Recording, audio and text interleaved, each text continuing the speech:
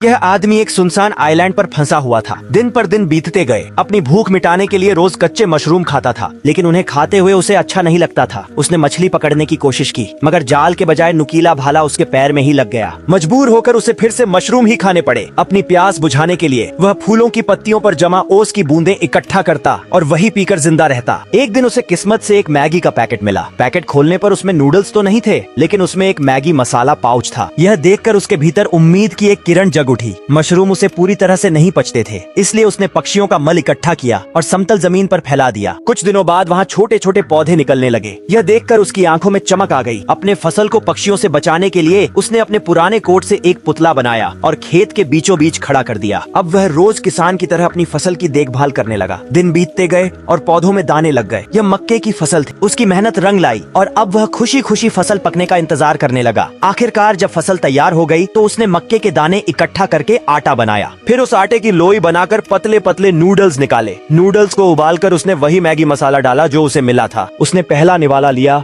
और उसकी आंखों में आंसू आ गए। स्वाद भले ही उतना अच्छा न था, मगर उसमें उसकी मेहनत, जिंदा रहने की जंग और उम्मीद का असली स्वाद छुपा था।